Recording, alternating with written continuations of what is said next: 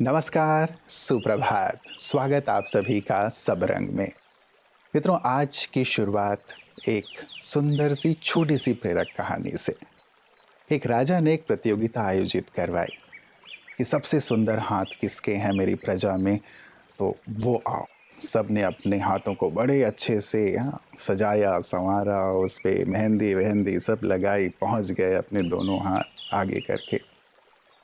विजेता वो बना जो एक किसान था, जो बहुत मेहनती था, जिसके हाथ कटे फटे थे, खुरदुरे थे। राजा ने कहा, ये हाथ सबसे सुंदर हाथ हैं। वास्तव में मेहनत हम सबको सुंदरता और सफलता के शिखर की ओर ले चलती है। सुंदरता बाहर ही नहीं, लेकिन आंतरिक जीवन को जो आनंद से परिपूर्ण करती है, इसी की परिवार को, स्वयं को और देश को आवश्यकता है। इसी से जुड़ा हुआ है आज का सुंदर सुवाक्य। आइए सुनते हैं।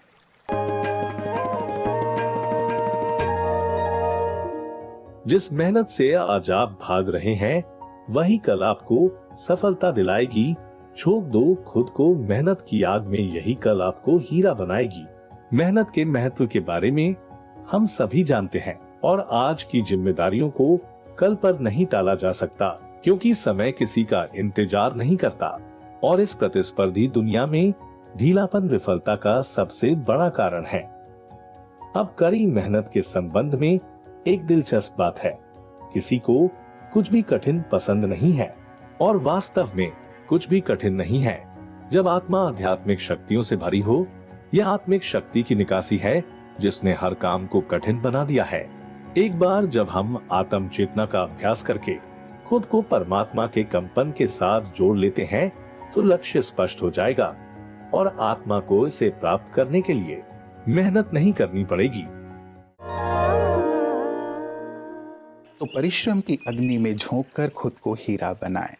इसे आनाकानी ना करें। कई बार हम शॉर्टकट अपनाने की कोशिश करते हैं कि इससे काम बन जाएगा, लेकिन सचमुच परिश्रम अपने आप में एक ऐसा सुंदर मूल्य है जो आजीवन आपको सफलता का स्वाद चखाता रहेगा। न केवल सफलता, लेकिन आपके स्वास्थ्य के लिए भी ये बहुत बहुत ज़रूरी है। आपने देखा होगा आजकल लोग खुल के भूख लगे उसके लिए नाना प्रकार के जत्न करते रहते हैं, चूरन पूरन खाते रहते हैं। आप श्रम करो, आपको खुल के भूख लगेगी, फिर क्या लंच और क्या डिनर, आप तो लोहा भी पचा लेंगे। हमारा लंच और डिनर कैसा हो, आज इसी पे आपकी सेहत आपके हाथ में सुंदर चर्चा। ओम शांति। Good morning friends. अब हम बात करते हैं आपसे आज कि हमारा लंच कैसा हो। लंच में हम क्या करें? लंच हमारा 12 से 1 से 2 के बीच में हो तो बेस्ट है।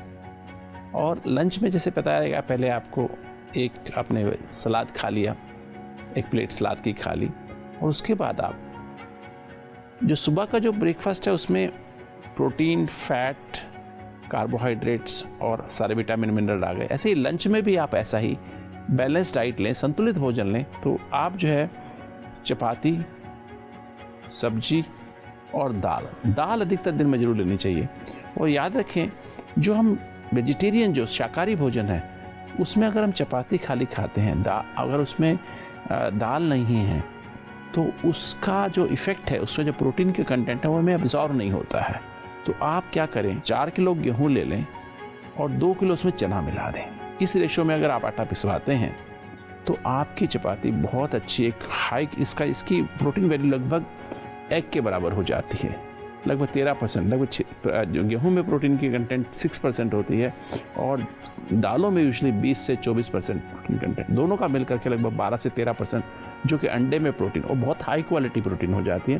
तो ये चपाती अपने आप में संपूर्ण चपाती बन जाती है। साथ में अगर आप चाहें तो दही भी यूज़ कर सकते हैं। तो दोस्तों, लंच अभी हमारा एक होलसम लंच होना चाहिए। और फिर डिनर की बात अगर हम करें, डिनर हमारा 7 बजे के पहले पहले हो जाना चाहिए और शाम का डिनर हमारा बहुत थोड़ा सा होना चाहिए। आप सब्जी बना लें, इसमें घिया, तोरी, टिंडे, इस तरह की सब्जी, जो आप पानी वाली सब्जी बनाएं, साथ में 1 या 2 चपाती आप खा लें। रात को आप दही, चावल, कढ़ी, दाल को अवॉइड करें। हाई प्रोटीन डाइट रात में नहीं चाहिए। उससे हमारे अंदर अमोनिया बनती है, गैसेस बनती हैं, हमारे हार्ट को अनस्टेबल करती हैं। तो दोस्तों डिनर 7 बजे के पहले कर लें, और सोने के पहले अगर आप चाहते हैं आप नींद अच्छी आए, उसमें सेरोटोनिन, दूध, एक कप दूध विदाउट शुगर लें तो बेस्ट है। 9 बजे 1 कप दूध ले लें और 9:30 बजे तक सो जाएं, तो आप देखेंगे आपका दिन प्रतिदिन स्वास्थ्य बेहतर होता जाएगा। ओम शांति। मित्रों, मैं जानता हूं कि स्पिरिचुअल इंडिया का आपको बहुत ही बेसब्री से इंतज़ार रहता है, और ख़ास इसलिए क्योंकि अभी हम महाशिवरात्रि पर्व जैसे जैसे नज़दीक आती जा रही है, वैसे वैसे हम सब द्वादश ज्योतिर्लिंगमों के दर्शन करते करते उस परमात्मा शिव के और नज़दीक से नज़दीक पहुंचते जा रहे हैं। उनके जो सुंदर कर्तव्य हैं उनसे हम अवगत होते चल रहे हैं। पूरे भारतवर्ष में जो द्वादश ज्योतिर्लिंग हैं उनके दर्शन करके तो मन बिल्कुल धन्य धन्य सा महसूस कर रहा है। चलिए आज हम चलते हैं काशी में स्थित 7वें ज्योतिर्लिंग विश्वेश्वर महादेव के दर्शन करने। काशी, जिसे बनारस या वाराणसी के नाम से भी जाना जाता है, लगभग 23,000 मंदिरों और आराधनालयों के साथ आध्यात्मिकता का उद्गम स्थल और भारत की आध्यात्मिक राजधानी माना जाता है। यह उत्तर प्रदेश में गंगा नदी के पश्चिमी तट पर स्थित है। काशी में भगवान शिव को विश्वनाथ या विश्वेश्वर कहा जाता है, यानी ब्रह्मांड का भगवान। कुछ मान्यताएं हैं जो भक्तों को काशी की ओर आकर्षित करती हैं। जन्म, जीवन और मृत्यु के कठोर चक्र से मुक्ति पाने के लिए भक्त काशी के पवित्र शहर में जाते हैं। किंवदंती के अनुसार भगवान शिव काशी आने वाले लोगों के कानों में मोक्ष मंत्र फुसफुसाते हैं। इसके अलावा यह माना जाता है कि यम के दूतों के बजाय भगवान शिव के दूत उनके उपासकों के साथ आत्मा की अंतिम यात्रा पर जाते हैं। मुक्ति एक ऐसी चीज है जिसे भक्त युगों से खोज रहे हैं। जन्म, मृत्यु और पुनर्जन्म के चक्र से गुजरते हुए हम आत्माएं ये भूल गई हैं कि मुक्तिधाम या परमधाम हमारा मूल निवास है, और हम समय चक्र के अंत में अपने शरीर को छोड़कर वहां वापस जाएंगे। कलयुग के अंत के करीब निराकार शिव सभी आत्माओं को वापस मुक्तिधाम में ले जाने के लिए दुनिया में अवतरित होते हैं, और वह हमारे कानों में आत्मा का सच्चा ज्ञान फुसफुसाता है जो हमें अमर बनाता है। और मोक्ष का मंत्र ये है कि तुम आत्मा हो, इस शरीर में निवास कर रही हो, और अगर हम भगवान की श्रीमत पर चलकर पवित्र जीवन जीते हैं तो शरीर छोड़कर परमधाम में वापस जाना इतनी आसान प्रक्रिया होगी कि हमें लगेगा कि शिव और शिव के गण हमारे साथ हैं। आइए परमात्मा के स्मरण में पापों को धो डालें और जीवन में ही मुक्ति को प्राप्त करें। विश्वेश्वर महादेव, नाम से ही कर्तव्य झलकता है। आज हम विश्व सुंदरी का खिताब देखते हैं तो जानते हैं कि सारी विश्व की सुंदरतम महिला जो अंदर से बाहर से सब प्रकार से योग्य, इसीलिए वो विश्व सुंदरी कहलाती हैं। यदि हम विश्वेश्वर कह रहे हैं ईश्वर को, विश्व के ईश्वर, सर्व के ईश्वर, तो ज़रूर उन्होंने सारे विश्व का कल्याण किया होगा, उद्धार किया होगा। ये तो कर्तव्यवाचक सुंदर नाम है। और इसीलिए हम शिव संदेश में परमात्मा शिव से जुड़े हुए सुंदर आध्यात्मिक रहस्यों को जानते चल रहे हैं कि वो आते कब हैं, किस प्रकार से जन जन का कल्याण और उद्धार करते हैं। आदरणीय राजयोगी सूर्य भाई जी आज पुनः हम सबको कुछ सुंदर शिव संदेश देने के लिए आ रहे हैं। ओम शांति। शिव के अवतरण की याद में महाशिवरात्रि मनाई जाती है। शिव जब आएंगे तो केवल भक्तों को दर्शन देकर थोड़ा ही चले जाएंगे। वे ज्ञान के सागर हैं, वे योगेश्वर हैं। वे आते हैं सभी को राजयोग सिखाने, पावन बनाने, संपूर्ण प्रकृति को भी वे पावन कर देते हैं। तो बहुत सुंदर अवसर है, बड़ा सुंदर समय चल रहा है। ये कलयुग के अंत का और सतयुग के बिगनिंग का संधि काल है। इसको पुरुषोत्तम संगम युग कहा जाता है। भगवान इसमें आकर राजयोग सिखाकर सभी को पतित से पावन बना रहे हैं।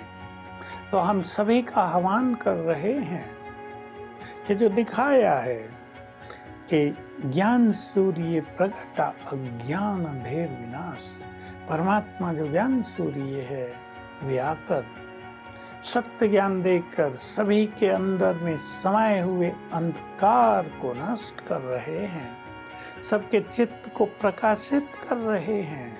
ये काम भक्ति में नहीं हो पाया, ये काम आचार्यों से विद्वानों से भी नहीं हो पाया। शास्त्र ग्रंथ युगों से हमारे पास हैं, लेकिन आत्माएं पतित ही बनती आई हैं, क्योंकि किसी ने भी ये नहीं सिखाया, कोई नहीं सीख पाया कि आत्मिक स्वरूप में स्थित होकर सर्वशक्तिवान शिव से कनेक्शन कैसे जोड़ो। तो सर्वशक्तिवान से कनेक्शन न होने कारण शक्तियां नहीं मिली। सुंदर शिव संदेश कि परमात्मा धरा पर अवतरित होंगे तो केवल दर्शन नहीं देंगे, लेकिन ज्ञान के सागर हैं तो ज्ञान देंगे, योगेश्वर हैं तो योग सिखाकर मुक्ति जीवन मुक्ति देंगे। कितनी सुंदर सी बात है ना। हम भी इस मुक्ति जीवन मुक्ति के सुंदर अधिकारी बन जाएं। हम भी अपने जीवन को श्रेष्ठ धन्य धन्य बना लें और मनुष्य से देवत्व की ओर चलें। यही कामना ब्रह्मा कुमारी इसकी है और इसीलिए ब्रह्मा कुमारी संगठन लगातार इस सुंदर शिव संदेश को जन जन तक पहुंचा रहा है। आइए देखते हैं पीस न्यूज़ हाइलाइट्स में।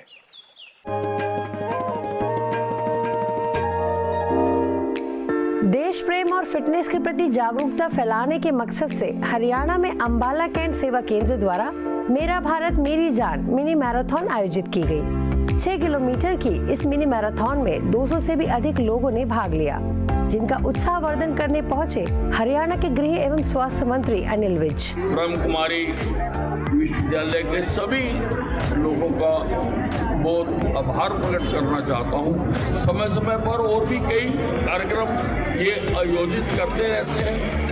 मैराथन से पहले ब्रह्मा कुमारी संस्था में स्पोर्ट्स विंग के नेशनल कोऑर्डिनेटर बीके जगबीर और सीनियर राजयोग टीचर बीके आशा ने सभी प्रतिभागियों को माइंड पावर बढ़ाने के टिप्स दिए। मैराथन में भाग लेने आए प्रतिभागियों को 3 कैटेगरी में बांटा गया। पहली कैटेगरी 18 से 35 साल, दूसरी कैटेगरी 35 से 70 साल, तीसरी कैटेगरी गर्ल्स कैटेगरी। पहली कैटेगरी में अमरप्रीत विजेता रहे, दूसरी कैटेगरी में शिवी और तीसरी कैटेगरी में रिम्पी विजेता रही, जिन्हें अतिथियों द्वारा मेडल, सर्टिफिकेट और गिफ्ट्स प्रदान किया गया।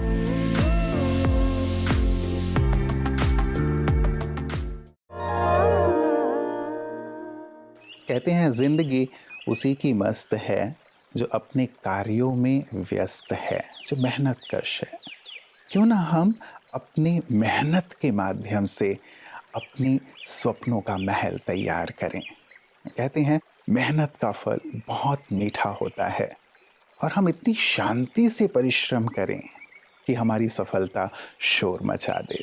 जो परिश्रमी होता है वो निश्चित रूप से शिखर पर आरूढ़ होता है। जो परिश्रमी होता है आत्म संतोषी होता है और जो परिश्रमी होता है वो औरों का आदर्श बन जाता है। तो क्यों ना आज बहुत दृढ़तापूर्वक इस सुंदर से संकल्प और संस्कार को अपने जीवन में उतारने का संकल्प लेते हुए आगे बढ़ें और जीवन का आनंद लें। आपकी आज की यात्रा बहुत मंगलमय हो। इन्हीं शुभकामनाओं के साथ नमस्कार। ओम शांति।